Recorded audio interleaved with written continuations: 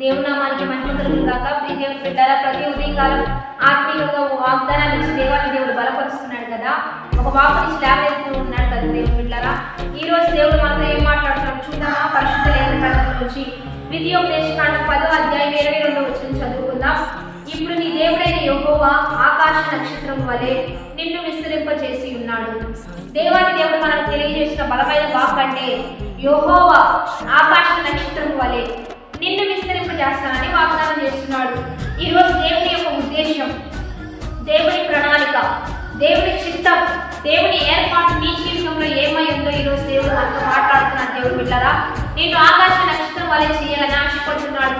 నీవెప్పుడు ప్రకాశించాలని ఆశపడుతున్నాడు. నీవు ఉన్నతంగా ఉండాలని ఆశపడుతున్నాడు.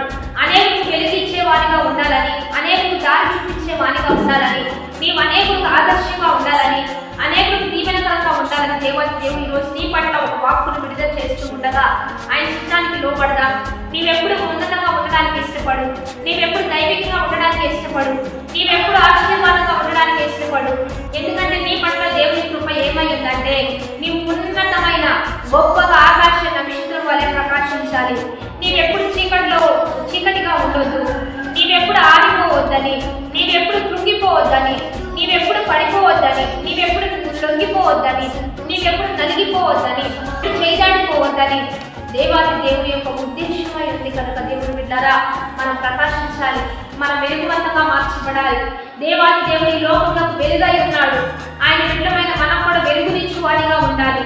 వెలుగు రావడంతోనే చీకటి పారిపోతుంది. దేవుని బిడ్డలారా, చీకటి కార్యాలు పారిపోతాయి. కాబట్టి మీరు ఎప్పుడు దేవుల్లో వెలిగించబడుతూ ఉంటే మిమ్మల్ని బట్టి చీకటి పారిపోతుంది. చీకటి కార్యాలు ఎంత మాత్రం కూడా మీ జీవితంలో పనిచేయవు. మీరు ఎక్కడ అడుగు పెడితే అక్కడ దీవెన ఉంటుంది, ఎక్కడికి వెళ్తే అక్కడ ఆశీర్వాదం ఉంటుంది. మిమ్మల్ని బట్టి ఆ ప్రాంతానికి దీవెన ఉంటుంది, మిమ్మల్ని బట్టి మీ కుటుంబానికి దీవెన ఉంటుంది. అందుకనే ఎప్పటికప్పుడు ప్రకాశించడానికి సిద్ధపడండి. బుద్ధిమంతులైతే ఆకాశ నక్షత్రంలో పోలిన వారే జీవిస్తారని దేవాది దేవుడు తెలియజేస్తూ ఉండగా ఒక నక్షత్రం మన కొరకు ఉదయించింది.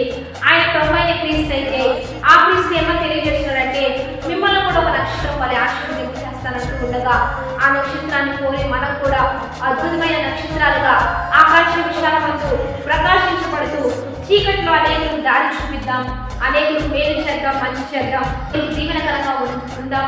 వాగ్దానాన్ని బట్టి ప్రార్థన చేద్దాం. పరిశుద్ధ మహోన్నత గొప్ప దేవ, ఈ దినం మీరు మాకు ఇచ్చిన బలమైన వాక్కును బట్టి నీకు మహిమ. మీరు ఎంతగా మమ్మల్ని బలపరుస్తున్నారో ఆ ప్రతి వాగ్దానాన్ని బట్టి నీకే మహిమయ్యా. మమ్మల్ని ఆకాశ నక్షత్రాల వల్ల ప్రకాశింప చేయండి. మీ చేతులకు మమ్మల్ని ఇస్తూ ఉండగా అనేకులకు దారి చూపించే వారిగా ఉన్నతంగా పెట్టయ్యా, క్షేమంగా ఉంచాయ్యా, అద్భుతంగా ఆశీర్వదించి బర్త్డేస్, మ్యారేజ్ చేసిన వారికి దీవెని ఇవ్వయ్యా. వారికి శుభములు ప్రకటిస్తూ వృత్తి, వ్యాపారాలు, చేతి పనులు, పరిశ్రమలు, పరిస్థితులు, మరి ప్రతి ఒక్కరిని ఉద్యోగాలు, వారికి ఉన్న సమస్యలను జీవించి దీవెనకరంగా ఉంచి వెలుగువంతంగా మార్చాయి. ఉన్నతంగా వారిని ఆశీర్వదింపు చేయమని నజరేయుడైన యేసుక్రీస్తు నామం పేరట అడిగి వేడుకొని ప్రార్థిస్తున్నాము గొప్ప తండ్రి. ఆమేన్.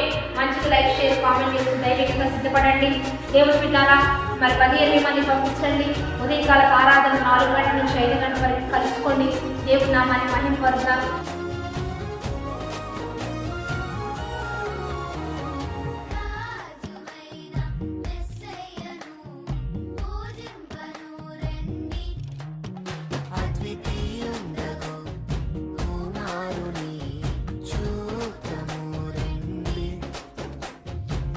మహిమ ఘనత ప్రభావముతో మహిమ